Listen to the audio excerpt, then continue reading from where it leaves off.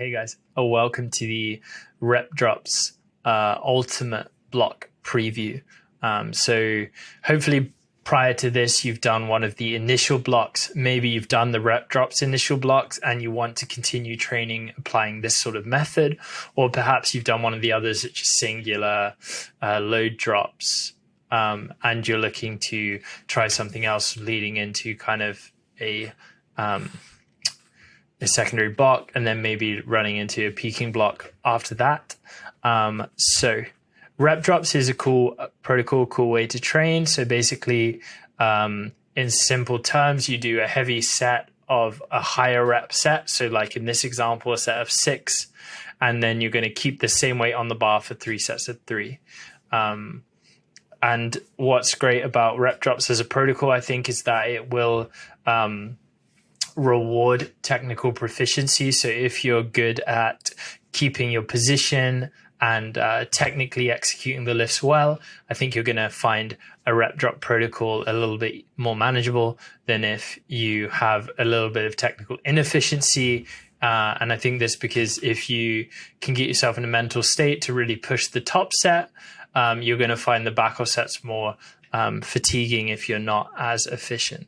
If we take a look at the first protocol, we have and workout 1, week 1, and the squat. We got one set of 6 at RPE 8, which means theoretically our max would be 8 reps.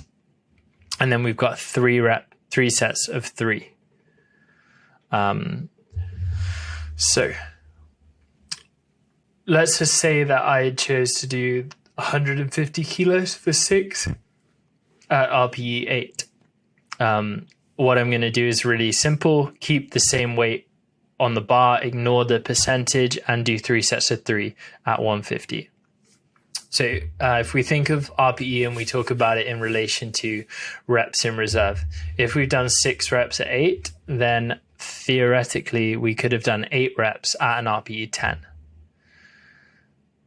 So if we're then going to do 3 reps at the same weight, it's probably going to be something in the realm of like an RPE 7, like 5 to 7, because that's assuming, that we could have, if we're assuming we had no fatigue from the top set, we would essentially still have 5 reps in reserve, which would be the equivalent of 8 reps at RPE, 6 reps at RPE 8, or 8 reps at RPE 10.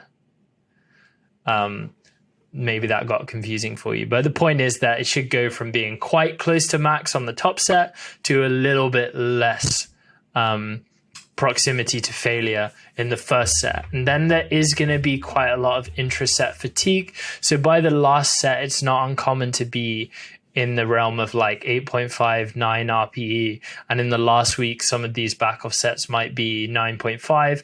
If you find yourself going beyond a 9, especially in the first couple of sets, it would be recommended to reduce the weight by 2.5 to 5 kilos.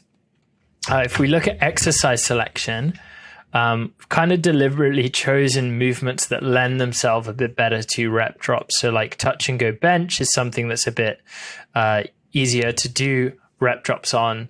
High bar squat, again, because it's favorable to do high reps, or it's more comfortable doing high reps on something like that than it would be to do high reps on something like a tempo squat. But we do have tempo bench, which means you're going down to singles at the same weight as you did for 3. But any of the first and second movements in this protocol are utilizing rep drops. So you need to ignore the percentages and make sure you just maintain the same weight for the reps prescribed. Assistance work, as always, in most of these blocks is fairly minimal, kind of giving a well-rounded assistance, but trying to keep the sessions so that it's possible to do them within 60 to 90 minutes. You are welcome to potentially add some more accessories if that sort of aligns more with your goals, but just try to keep the same pattern. So if it's day 1 would be upper body stuff, day 2 would be lower body, day 3 would be upper body again, and then day 4 would be lower body again. And as this block continues, the top set gets progressively harder. And because we're just maintaining the same bar weight, that also means that the back off sets get progressively harder. So this is probably one of the protocols where there's a big disparity between how difficult the first week is and how difficult the last week is. So it's very important that you're managing the variables outside of training as you come to the last 2 weeks in order to get the most success out of it. And I think that nicely wraps up this block preview. I hope that you have a lot of success following it, and hopefully you enjoy this new kind of concept, potentially, or style of training, and continue your success training with the Desert Barbell Training app.